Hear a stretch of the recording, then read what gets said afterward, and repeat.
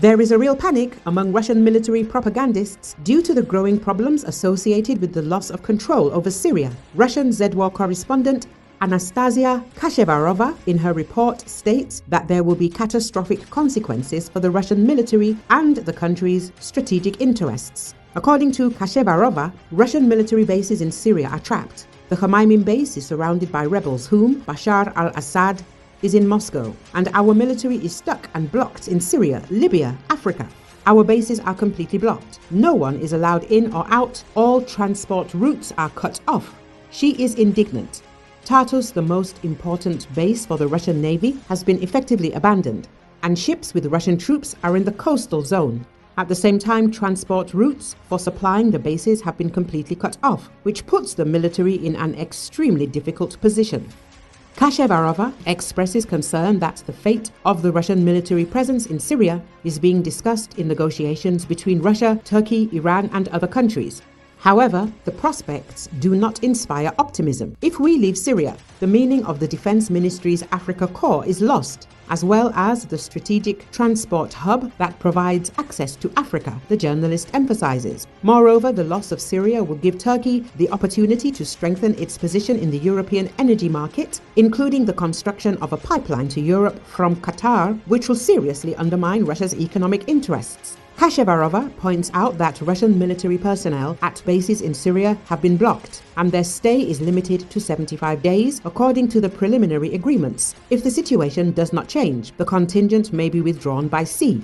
Behind the scenes, fears are growing that Russia could become a bargaining chip in big geopolitical games. Syria is turning into an instrument of pressure on Russia to persuade it to capitulate on terms acceptable to Ukraine and the United States. Kashevarova believes Russia's withdrawal from Syria would be not only a military but also a geopolitical disaster.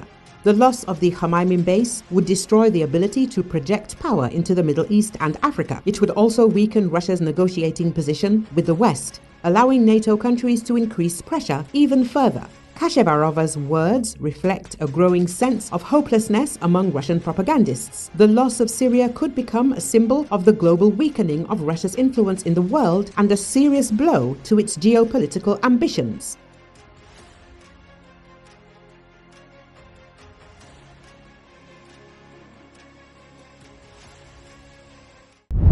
Drones attacked the barracks of a police regiment in Grozny, Chechnya, overnight on December 12, according to local media and Chechen strongman Ramzan Kadyrov. The attack damaged the roof of the building, shattered windows, and lightly injured 4 men on guard duty, Kadyrov claimed.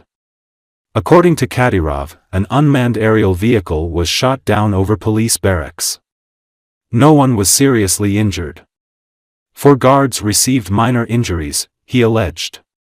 The Russian Defense Ministry reported that 16 Ukrainian drones were intercepted and destroyed overnight, including 1 in Chechnya, 3 in North Ossetia, 4 in the Kursk region, and 8 over Crimea.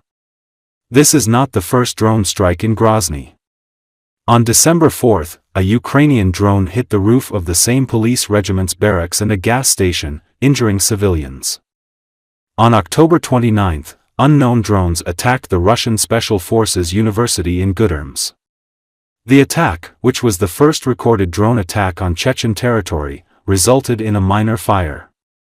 As a result of the drone strike, the roof of an empty building on the grounds of the Russian Special Forces University caught fire.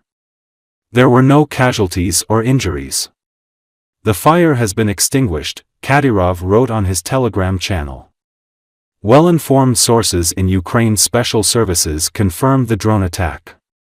However, they suggested that it was likely carried out by Dagestanis targeting Putin's Russian Special Forces University, adding that this could be a continuation of a previous confrontation with Kadyrov's forces. After initially reporting no casualties, Kadyrov later alleged that Ukrainian prisoners of war had been killed, boasting that they had been used as human shields. Kadyrov blamed the drone attack on Ukraine, though Kiev did not claim responsibility for the attack.